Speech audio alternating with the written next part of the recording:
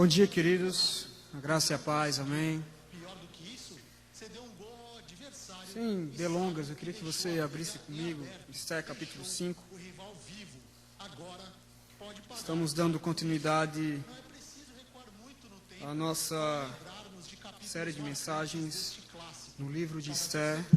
Guarda com carinho E hoje chegamos no capítulo 5, de Santos e Coríntios. capítulo esse que é muito importante para a narrativa desse livro tão precioso. Esther capítulo 5.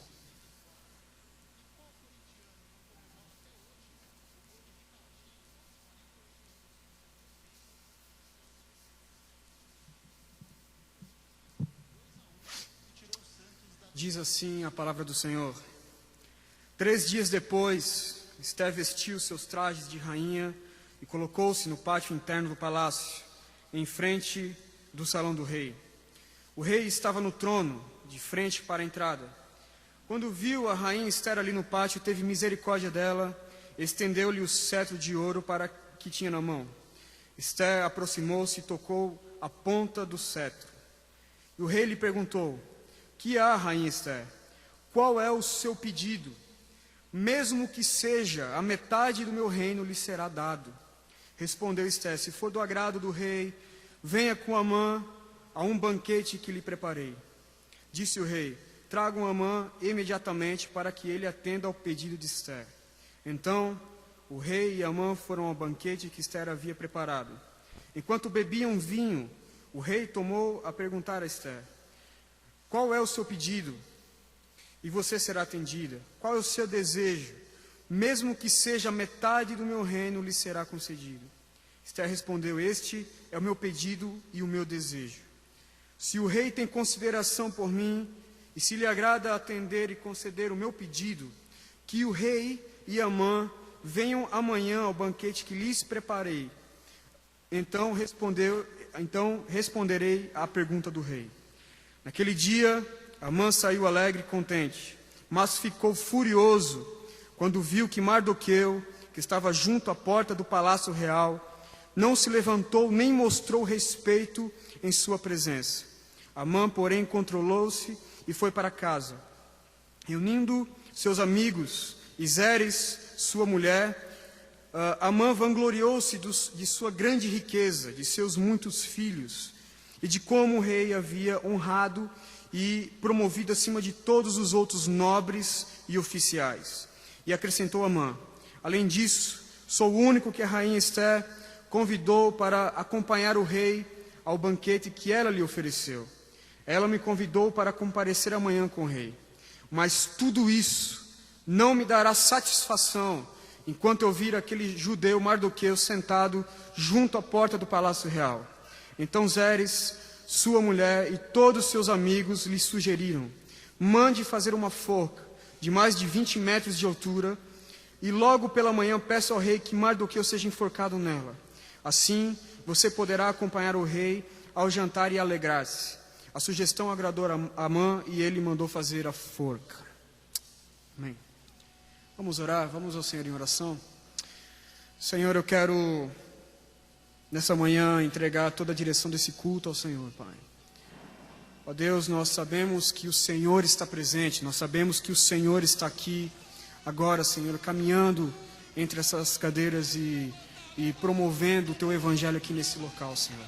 Ó Deus, em nome de Jesus, eu peço que Teu Espírito Santo possa falar conosco nesta manhã, Pai, através da pregação do Teu Evangelho, Senhor.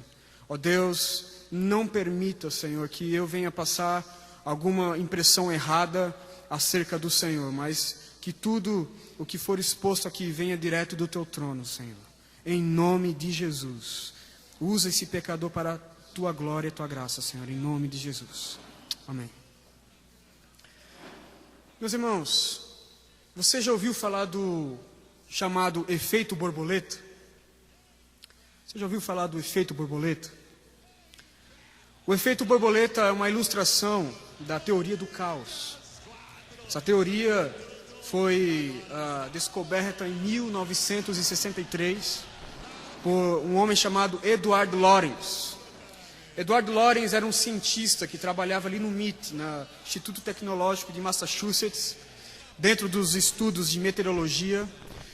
E Edward Lorenz observou ali nos seus estudos que algumas pequenas variações do vento, algumas pequenas variações da ordem do clima, do vento, podia se transformar simplesmente num furacão, podia simplesmente transformar numa tempestade de grandes proporções.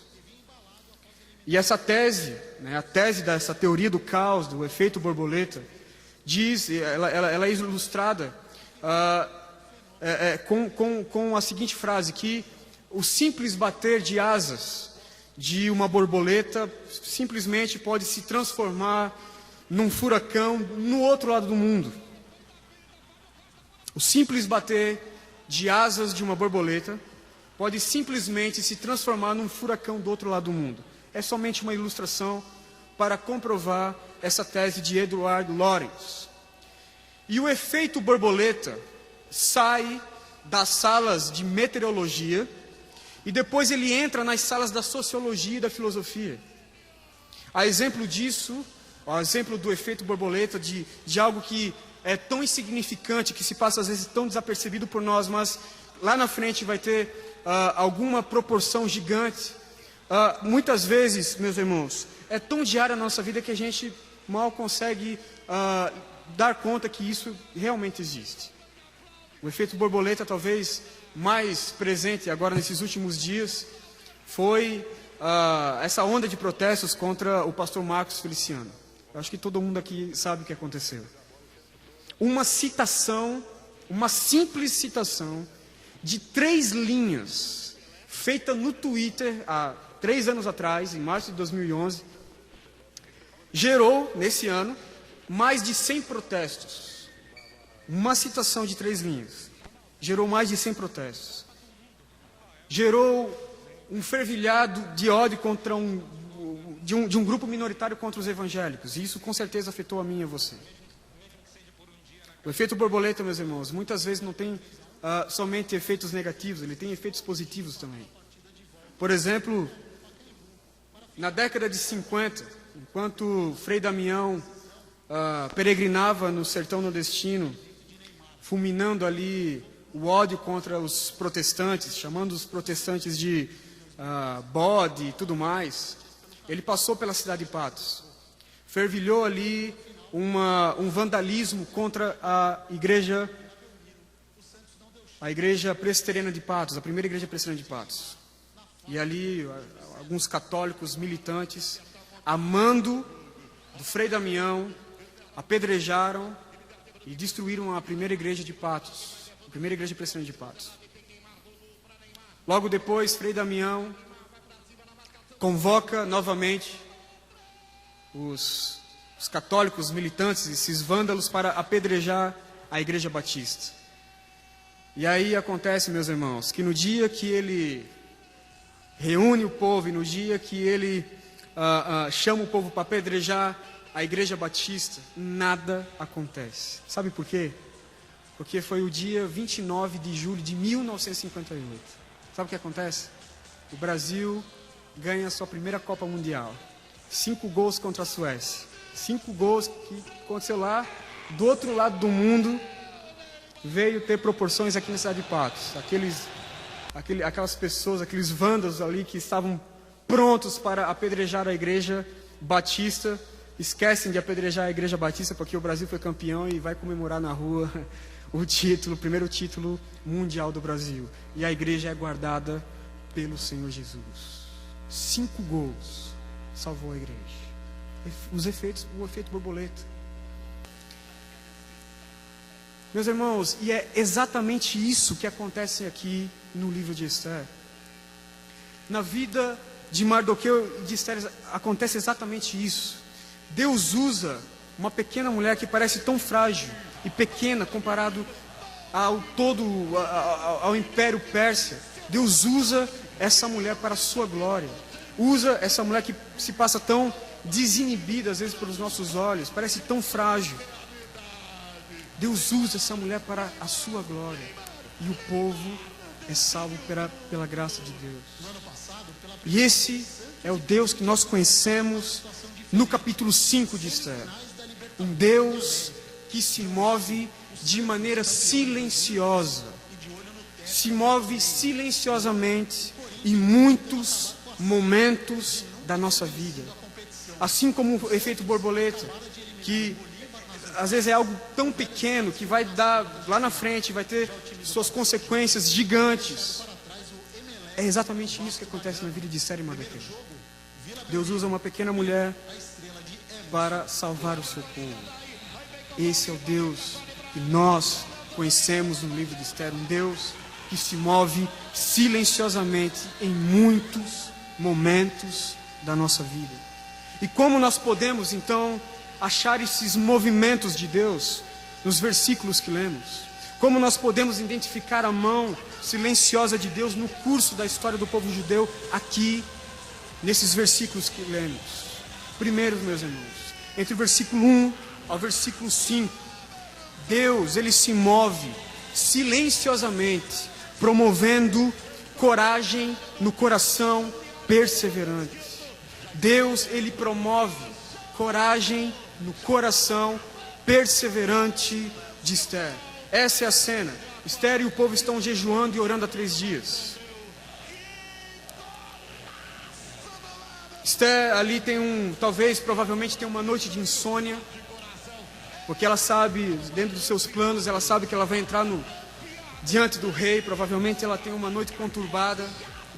Ela levanta, ela ora ao Senhor, o povo está orando. Esther também se ajoelha, ora ao Senhor, depois vai para o seu closet, coloca suas vestes reais, coloca um blush, coloca um batom, faz uma chapinha no cabelo, nós não sabemos, mas ela se prepara para entrar na presença do rei, e ela entra na presença do rei, e o rei então estende o seu cetro para Esther, e Esther toca o cetro do rei Assuero, e ele assim concede misericórdia a Esther. Quando nós olhamos esses 5 versículos, não parece tão simples assim. Meus irmãos, podia dar errado. Muita coisa aqui podia dar errado, mas deu certo. Sabe por quê, meus irmãos? Porque o coração dessa mulher foi preenchido de coragem. Porque Deus viu na vida de Esther um coração perseverante em oração e em jejum. Antes de qualquer outra coisa, Esther sabia que ela devia ir ao Senhor em jejum e oração. E Deus olha ali para aquela mulher e preenche o seu coração de coragem. Deus, ele se move silenciosamente nessa história, promovendo coragem no coração perseverante de Esther. Por isso ela entra diante do rei, tem coragem de arriscar a sua vida. Isso nós podemos ver que no capítulo 4, no versículo 16, ela mesma diz: se eu tiver que morrer, eu vou morrer. E ela toma coragem, o seu coração é preenchido pela coragem do Senhor, porque Deus viu nessa mulher um coração perseverante em oração e em jejum. Ela sabe que antes de tomar qualquer outro passo, ela sabe que antes de tomar qualquer outra decisão, ela precisa buscar o Senhor em oração e em jejum. O nome do Senhor, meus irmãos, nem precisa aparecer no capítulo 5 para a gente saber que o coração de Esther está ligado com o nome do Senhor, está ligado com a presença do Senhor. O nome de Deus nem aparece no livro de Esther. Isso é até providencial para nós, porque nós não precisa o nome dele aparecer aqui para nós vermos a presença de Deus exposta, explícita na vida dessa mulher que teve seu coração perseverante, preenchido pela coragem do Senhor. Por isso ela entra na presença do rei, o rei estende o seu cetro, ela toca o cetro do rei e assim faz o pedido. Deus, ele se move de maneira silenciosa em muitos momentos da nossa vida. E de que forma ele faz isso no capítulo 5, entre o versículo 1 e o versículo 5? Ele se move de maneira silenciosa, promovendo coragem no coração perseverante de Esther. Esther era uma mulher de coração perseverante em jejum, era uma mulher perseverante em oração. Meus irmãos, certa vez, um pregador já disse que quando o homem trabalha, mas quando o homem ora, Deus trabalha. Quando o homem trabalha, mas quando o homem ora, Deus trabalha. E foi isso que estava acontecendo aqui. Deus trabalhando por detrás dos bastidores na vida de Esther, preenchendo o seu coração de perseverança. Ela era perseverante em oração, ela era perseverante em jejum, ela era perseverança ao seu povo, ela tinha um compromisso com o seu povo, ela tinha um compromisso com o seu tio, com as orientações do seu tio. E Deus estava ali, trabalhando de maneira silenciosa, promovendo coragem no coração dessa mulher. Segundo, meus irmãos, entre o versículo 5 e o versículo 10, Deus se move silenciosamente, promovendo sabedoria nos corações sensíveis. Deus se move silenciosamente, promovendo sabedoria nos corações sensíveis. Estamos agora na cena do primeiro banquete. A mesa está aposta. Amã está à mesa, o rei Assuero está à mesa e Esther está à mesa. E o rei ali vê todo o trabalho que Esther teve de preparar aquele banquete. Talvez viu ela um pouco tribulada e perguntou: Esther, o que está acontecendo? Me diz o que você quer e eu posso lhe conceder até metade do meu reino. Meus irmãos, nesse momento aqui é muito interessante, porque Esther provavelmente estava com a denúncia, né, de Amã aqui, saindo aqui pela goela. Ela já sabia quem era Amã. Ela poderia muito bem denunciar Amã aqui, mas ela não o fez. Por quê? Porque ela estava com o coração sensível à presença do Senhor. E Deus aqui promove sabedoria para ela. Meus irmãos, não basta ter uma vida de oração. Não basta ter uma vida perseverante em oração. Não basta ter uma vida perseverante em jejum. Nós temos que ter o nosso coração voltado para a sensibilidade do Espírito Santo de Deus. Neste primeiro banquete, o Senhor nada fez. O Senhor não tinha promovido ainda o seu milagre, porque o milagre ia acontecer na noite. O milagre vai acontecer no capítulo 6, quando o rei vai dormir e ali ele chama o seu servo para ler as crônicas da Pérsia. Mas nesse momento aqui, Deus não havia agido ainda na história. E Esther tem o seu coração preenchido pela sabedoria de Deus. Ela tem uma sensibilidade àquele momento. Meus irmãos, como nós precisamos de uma sensibilidade do Espírito Santo para saber como lidar em determinado momento da nossa vida. Quantas vezes, meus irmãos, eu fui imaturo em muitas reuniões, quantas vezes eu fui imaturo em muitas conversas, porque eu não tive meu coração sensível ao Espírito Santo de Deus, a como lidar naquela determinada situação. Mas Esther aqui é diferente. Ela olha aquela situação, ela vê que Deus simplesmente não havia agido na história, o seu coração é sensível aos planos de Deus, e Deus ali preenche o coração dessa mulher com sabedoria. Ela é sábia nesse momento. Ela não fala ao rei Assuero toda a trama de Amã, ela espera para o dia seguinte. Então ela pede o segundo banquete. Se o Senhor rei me proporcionar um segundo banquete, eu fico muito feliz. Eu quero fazer um segundo banquete para você e para Amã. Vamos para o dia da manhã. Amanhã eu falo o que eu desejo. Amanhã eu falo o que eu quero. Meus irmãos, você quer ser sábio? Você quer saber como lidar em determinada situação da sua vida? Você quer saber se você deve fechar aquele negócio ou não? Você quer ser sábio em momentos de crise na sua vida? Seja sensível ao Espírito Santo de Deus. Observe a situação. Observe o movimento de Deus naquela determinada situação. Deus não é um Deus mudo. O nosso Deus é um Deus comunicativo.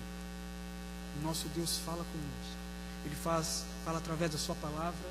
Ele fala através do nosso espírito. Ele fala através de outros irmãos. Que estejamos hoje com o nosso coração voltados para a sensibilidade de Deus.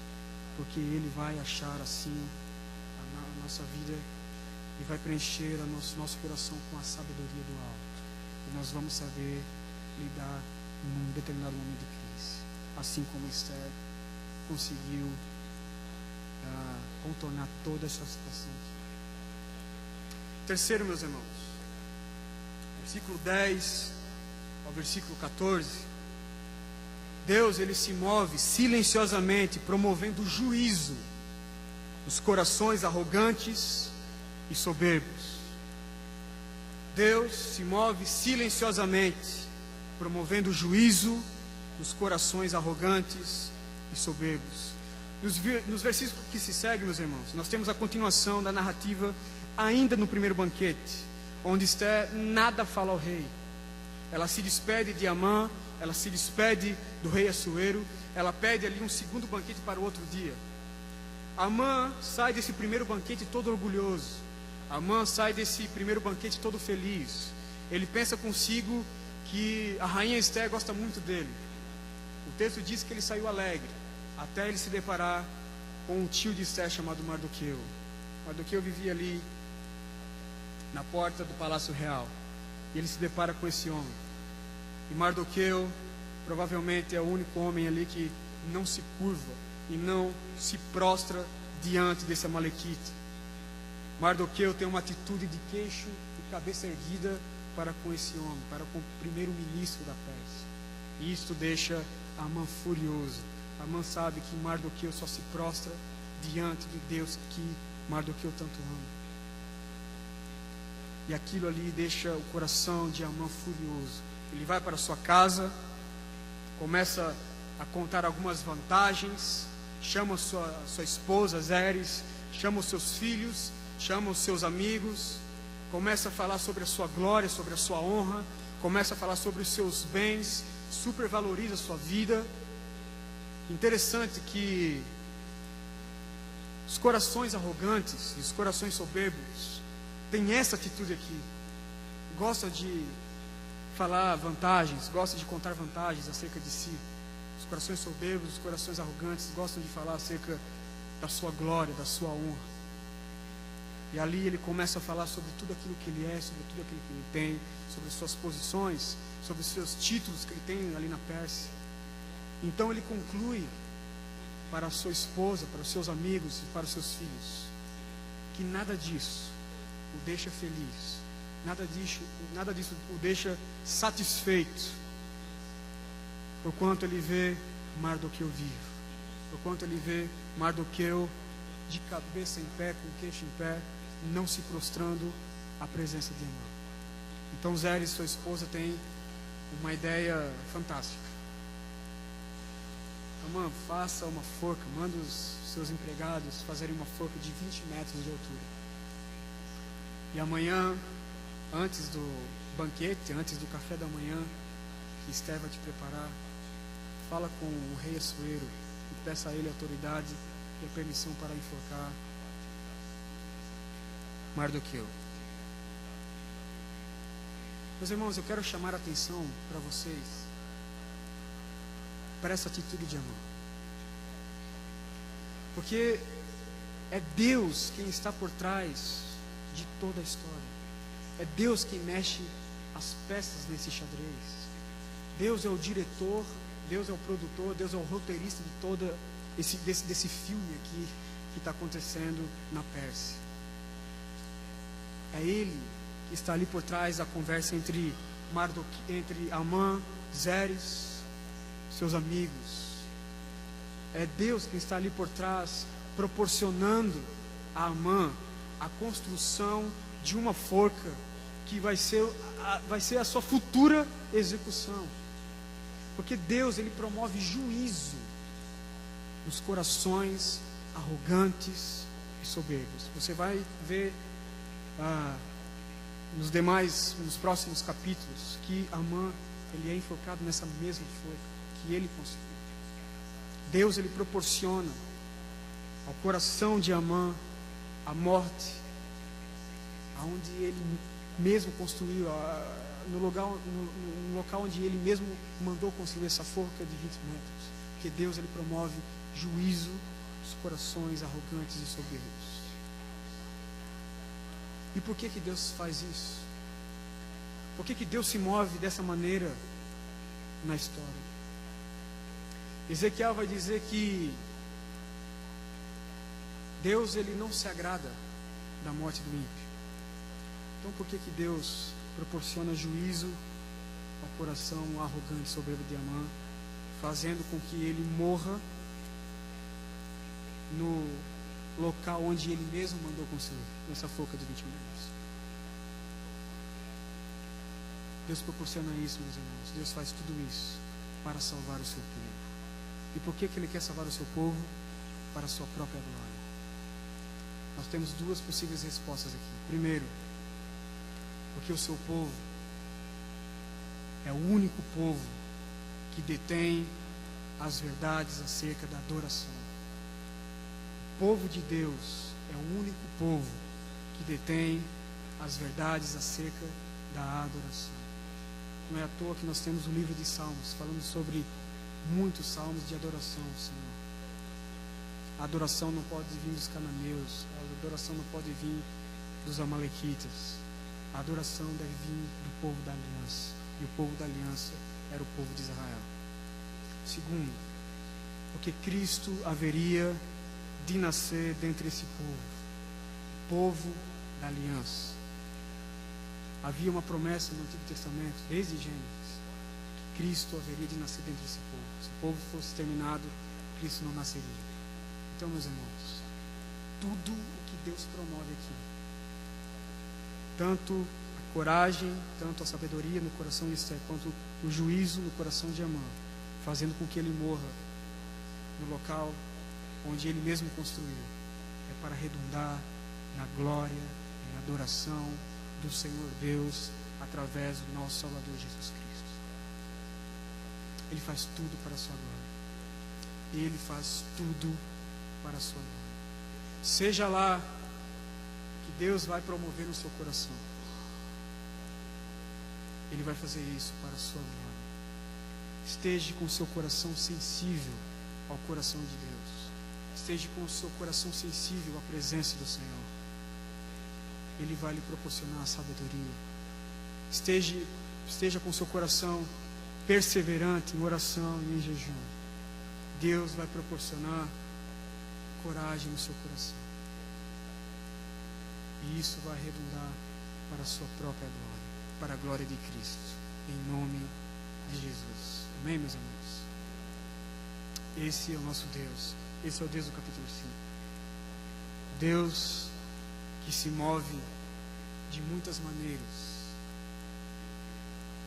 e algumas delas de forma silenciosa, promovendo coragem nos nossos corações, sabedoria nos nossos corações.